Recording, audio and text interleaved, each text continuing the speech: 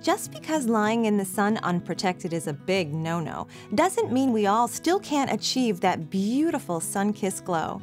I'm Jackie Carter, and I'm here to answer all of your beauty questions as well as give you some fun and simple beauty tips.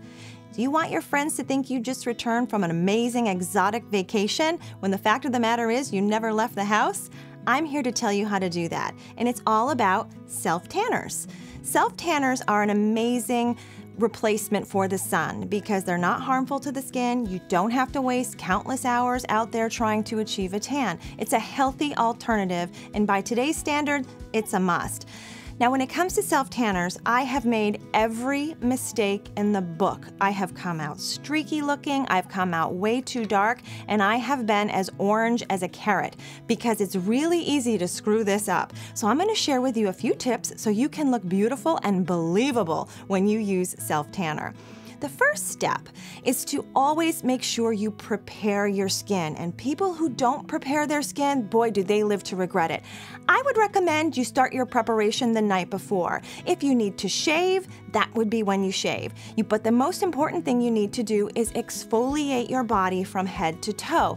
You can use a body exfoliator, you can use a loofah scrub, or even a rough textured washcloth. But you really want to make sure that you're exfoliating every inch of your body that you plan on putting self-tanner on, especially your elbows, your knees, and your ankles. These areas are critical because the skin there is a little bit thicker and it's usually a bit rougher in texture. And when you apply self-tanner there, even if you put the same exact amount on your elbow as your arm, it's going to register a lot darker on your elbow. So make sure you give those areas a little extra attention.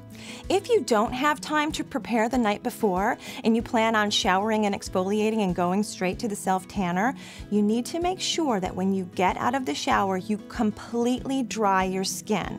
If your skin is even a little bit moist, it could result in streaking, and that's something we just don't want to have happen.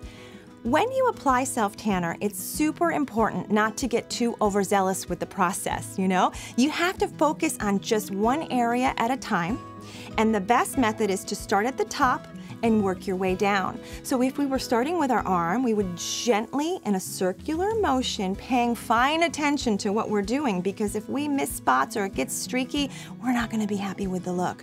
Gently massage all the way down the arm, and once you get to your wrists, and then lightly cover your hands. It's a good practice to wash your hands. Trust me, I'm telling you firsthand, wash your hands after you complete a section, because you will never believe how orange the palms of your hands can look if you don't wash them. When it comes to your elbow, if you're concerned about them coming out a little too dark, you can put a little bit of body lotion on there to help dilute the product, or just gently press the area with a towel or a washcloth to maybe remove a little bit of the excess product. The one thing that's critical, if you've never used self-tanner, you want to start out slowly. Don't go for the darkest brown tan, right? Look for something that builds gradually or that results in a lighter shade than you're ultimately going to go for, because you don't want to end up darker. If you start out lighter, we can fix that. When you get darker, the problem is a little more complicated to fix. When you start at your legs, another good thing to remember, again, same as the arm, start at the top, circular motion, work all the way down, little gentler around the knees and a little gentler around the ankles. Very, very important. And only lightly coat the tops of your feet the same way you would lightly coat the tops of your hands. You don't want suntan soles of your feet. It's never a good look. After you've applied your self-tanner, it's really important that you wait before you get dressed. Actually, when it comes to self-tanning overall, you really don't want to rush this process. You want to have a lot of time on hand to make sure that you do it right and you don't compromise the overall result. So once you're done with the application, wait. If you can wait 10 minutes, that's great. But if you can wait 20 or 30, that's even better. And when you do get dressed, make sure that you wear loosely fitting clothing, nothing too tight, because it will alter the end result of the product. And you also want to avoid, getting wet or even sweating for at least 2 hours after you apply your self-tanner, because you don't want streaks and we certainly don't want splotches. When it comes to your choices of self-tanner, there are many, many forms. There are self-tanners that have a tint to them, so when you apply them to the skin, you can actually see where your coverage begins and ends. And then there's other forms that come in creams and even gels where you have to be a little more attentive to where you're putting the product.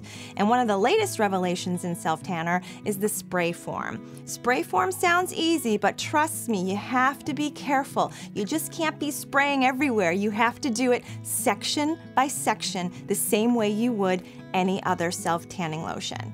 Now, normally about now, I would ask you to tell me some of your self-tanning tips, and I am interested in that. But what I'm really interested in, because I don't want to feel so bad, is I would love to hear any of your personal self-tanning mishaps. Have you ever come out looking orange, streaked, or way too dark? I want to hear it in the comments section below. For more beauty advice, check out discovergoodbeauty.com, where you can find all kinds of beauty tips. And remember, everyone, let's live life beautifully.